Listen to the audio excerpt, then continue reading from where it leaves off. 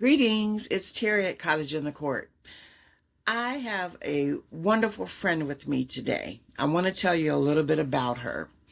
Her name is Danielle Brabazon. And if we were in high school, if I was still in high school, she would be my best friend. We clicked ever since the first time we met. She brings a lot to the table and to the area. And I want her to tell you in her words, Danielle, who are you? Well, thank you so much, Terry, for inviting me to be with you today. Who am I? That is not an easy question to answer because, like many women, I think I have been told I can do so many things. So, when I was younger, I went off and earned my PhD in chemistry so that I could teach at the college level, which I did for many years until baby number two came along. And then I was lucky enough to be able to say, I get to spend time with my kids. And during that time, I had joined my neighborhood garden club in Woodmore of Silver Spring, Maryland.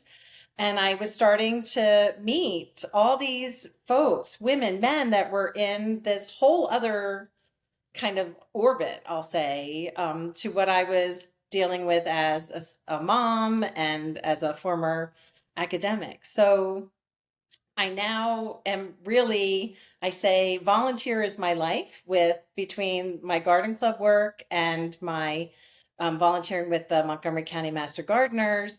And I now do substitute teaching in chemistry as like my hobby. So it's really, I am very fortunate that my husband supports these wonderful activities that I get to do in garden club land, as I like to refer to it. That's Do you need more? awesome. So, and I know that's just a tidbit of who you really are. Well, right. So I did earn my PhD back in 97. So it puts me on the map in terms of age wise. And that's why I could be a professor at Loyola up in Baltimore when I started my career. So, yeah. But my PhD's in chemistry, which I think was important as I've been exploring. So, if you don't mind me talking for a few more minutes, the National Garden Clubs, which is it's in most of our states across the United States as the name national, and then down into South America, they have created four courses to enhance our knowledge. One course is in environmental studies.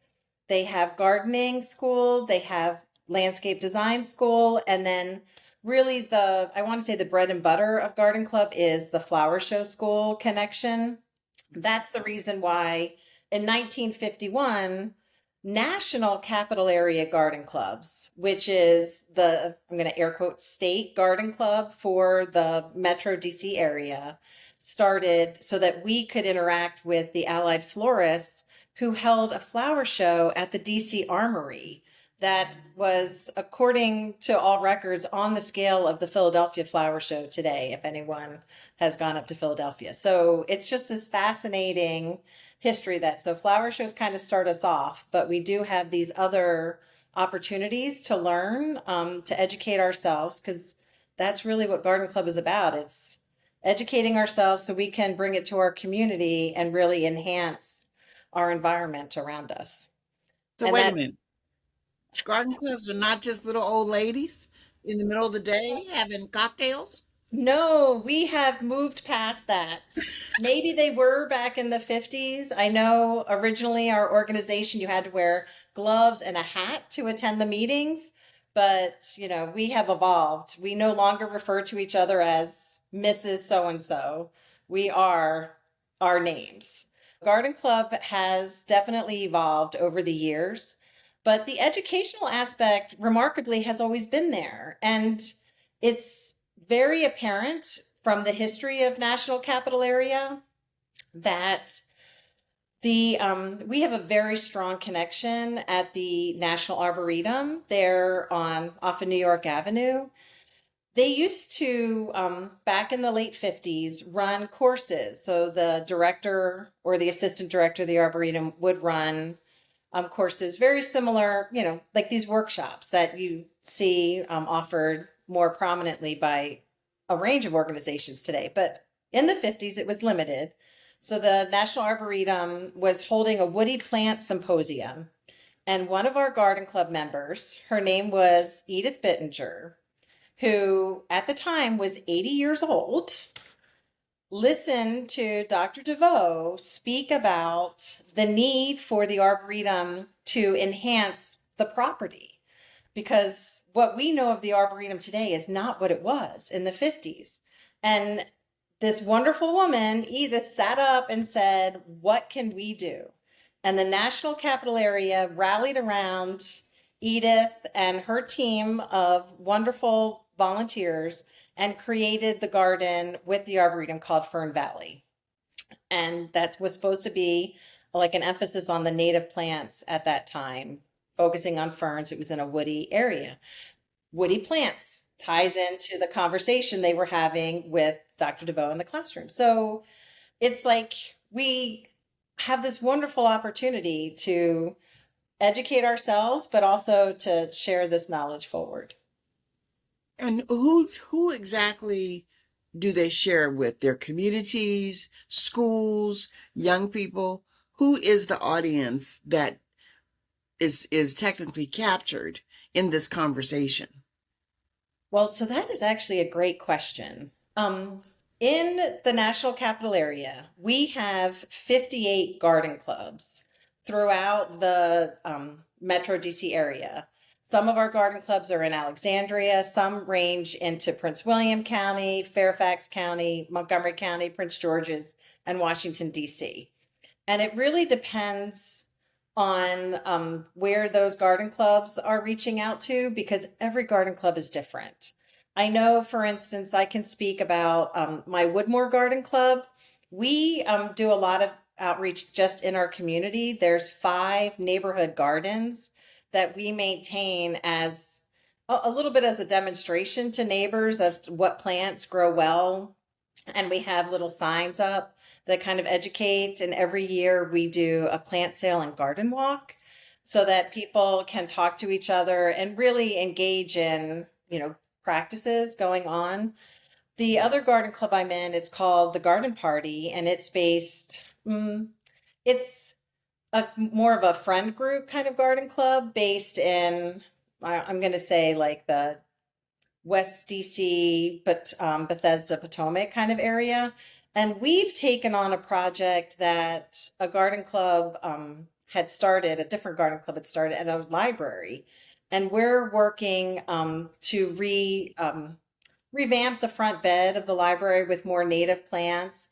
But again, with the signage to help educate the public as they go into the library. And we coordinate Earth Day activities with the kids librarian there, as well as trying to, just engage. We've had flower shows at the library, and flower shows are kind of the hidden gem, I think, in garden club land, because a flower show gives you the opportunity to see horticulture and learn the botanical names so that when you go to the nursery, you can actually buy the right plant, since so many of our plants have similar common names. Yep. But you also then get to see what fun you can have with the flowers in what we call the design component. And there's a photography component to flower shows. There's another component we call botanical arts, which, if I might do a plug for September 25th and 26th, we will be hosting a flower show at the National Arboretum. And at that flower show, you'll see we're doing botanical arts in terms of jewelry. So you'll see people making necklaces out of plant material, bracelets, and earrings as kind of like a little feature. So it's all about like fun with flowers, but learning about the plants that grow well in this area and really emphasizing the plants that are good for our pollinators. So the ones that we're calling like the native plants, and how to incorporate those in your yards. I remember last year, someone had created this whole vignette using plant material in shoes. Oh, That, yes. oh my goodness, that was so amazing. Right. I'm a Philadelphia Flower Show warrior. Every year they have had different showcases where they're using plant material for jewelry, Hmm. earrings, necklaces, and even dresses.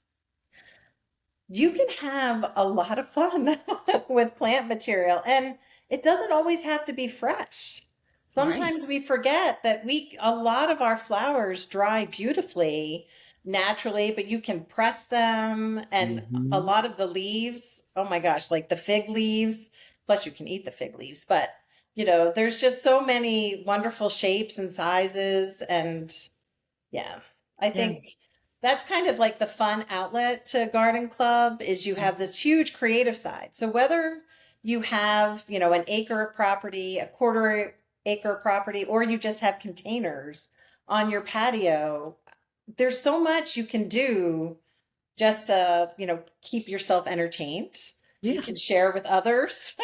Yeah.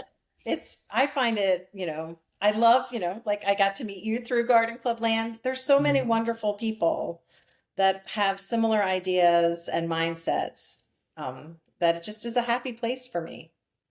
Kind of like a garden, huh? Yes, yes. Many different These, inputs. yeah. Why do people need to pay attention to the impact that Federated Garden Clubs have in their own communities, even outside of the DMV? Well, so that's because National Garden Clubs, right? Our parent Hmm. organization, has a huge outreach, and there's a lot of similarities. So all of these schools that you can take anywhere across the country, and I find it fascinating because I've taken schools that Florida has offered over, now that we're so in tune to Zoom, and I've learned so much about the ecology going on in Florida. So I don't learn just about like impacts to my area. Like I'm learning about how my behaviors may impact other areas.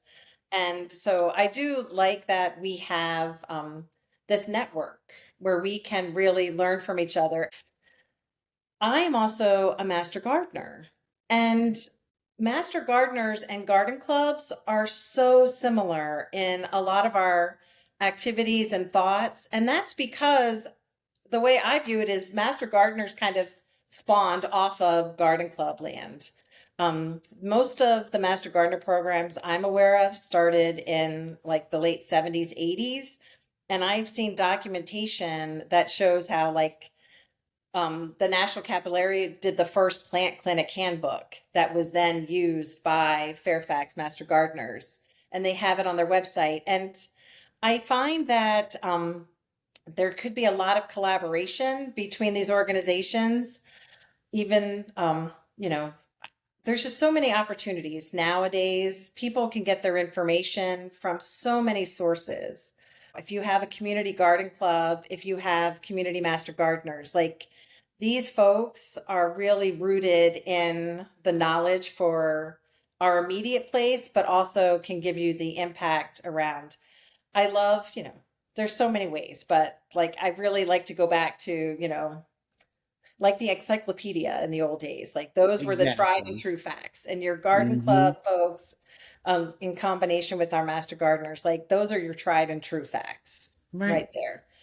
So National Garden Clubs has been around for it'll be 100 years in 29. They started in 1929, and yeah, so I know like the New York Federation of Garden Clubs has been around more than 100 years. A lot of these groups kind of came together and worked together to create this pathway forward. And now we're at this interesting informational time Right. that it's Right. keeping, And a lot of our elders have information that's legitimate and in real life, tried and true information, and not necessarily from, I mean, I remember when I had to give up my encyclopedias, that was hard because I'm a bookie, so give me an encyclopedia and I'm lost for hours just on the knowledge that was in those pages, you know? And now as an author, I realize that what you put on paper matters and it has longevity because you can always reference back to it. So I'm glad that these artifacts are documented funny thing, I'm also working with another group on finding out more about Negro garden clubs. And a lot of that paperwork either is gone, has been thrown away. We're having a difficult time finding it. But we would like to be able to document our history as well, because the Extension Office used us to go into communities to do what? Teach people how to have wonderful swept yards, how to clean house, how to do all kind of amazing things, what flowers to grow, how to grow from seed. So there's this wonderful, um, almost like a container garden of gardeners and garden clubs and garden entities that just need to kind of all pull together and share that information as one. It's a beautiful thing, in my opinion. It's like a wonderful landscape Right. of natural resources because we're all in this in a very natural way. How can people find out more about garden clubs? And before you go there, explain the difference between the two, NGC and NCAGC. So NGC is what I call, it's like our parent. So that's like way up here. And then every state in the United States has a garden club associated with NGC for the most part. I think, like most volunteer organizations, membership is changing. But that was in the heyday. I'm pretty sure there was a garden club for in every state. And now NCA is at the more the local level. So we are kind of the parent organization for um, Alexandria, Arlington, Prince William, Fairfax, Montgomery, Prince George's, and Washington, D.C. So we are kind of how those garden clubs I guess there's a scholarship program that benefits all of us. So like we all donate and then we try to give scholarships to students in college or in graduate school pursuing these interests in garden clubs. I would say that that's kind of one of our biggest philanthropic avenues is really trying to support students in college to learn so that they can help educate back to us, like it's, this world. Um, but we also try to coordinate the programming so that it's, we're all learning the same kind of things in our different environments. But like Maryland Federation has a whole slew of garden clubs that go onto the Eastern Shore, Delaware, the state of Delaware as well. So it's just it's just like a great network of additional information for us to utilize and share with each other. So National Garden Clubs is kind of just, they're the ones who create the curriculum that we all like implement in our area. And they also have a scholarship program. So that's kind of like the fun thing about being in a hierarchical organization is that you can win a scholarship at our state level, but you can also win it at what we call the national level. Oh, And so you could, just help get a little bit more money. No one's going to college for free on these scholarships, but it's a way for us to contribute. And then they, keep our name in the mix so that people, will come back with us and help us again to keep doing more works in our community. So if I might, have you heard of the Blue Star Memorial Markers? I am so curious about that because it's so important. Please share about the Blue Star Memorial, especially now. We need to know. It's yes. Share. So the as you drive on a lot of highways or byways, you might see they're they're called the Blue Star Memorial Markers. A lot of times they're on a post, and I know I'm here in Bethany Beach, Delaware today, and they have one as you drive into the center of Bethany. As you drive along the Pennsylvania Turnpike, they're usually at each rest stop, and they were created by actually the New Jersey Federation brought this to National Garden Clubs to honor our servicemen and women. And it's just a way that we just kind of want to always say thank you. There's like a lot of things garden clubs do to say thank you back to the community. And a lot of times we need to have that physical reminder. And so the Blue Star Memorial markers are the physical thank you reminder. National Capital Area has, I think it's 21 Blue Star Memorial markers, or sometimes you'll see them on plaques. So there's stones on the ground that has just like a plaque that just commemorates our thanking our servicemen and women. So, I mean, I could What talk a for beautiful hours. way to give them their flowers, right? Yeah. And so this year being the 250th of the nation, we were asked to plant red, white, and blue around those markers. A lot of times they're already planted red, white, and blue, but it's really to say thank you this year as well for 250 years of this wonderful nation we have. That is so cool. So, on a personal note, what's your favorite flower? That is a super hard question. And I have been thinking about my personal flowers. I'm going to go to the hydrangea. And the reason being, my husband and I were married in June, and I wanted hydrangeas in my bridal bouquet. And I think this was the very first, I'm going to say, lesson in like sustainability. Is my mom said to hydrate and get hydrangeas to be well enough to last for an entire event would be really challenging. And the florist was giving her a really hard time because this was not yesterday. I think we had better techniques. So my wedding bouquet was done out of silk flowers. And so that I could have the hydrangea color in there, but then I wasn't just throwing it away. Right.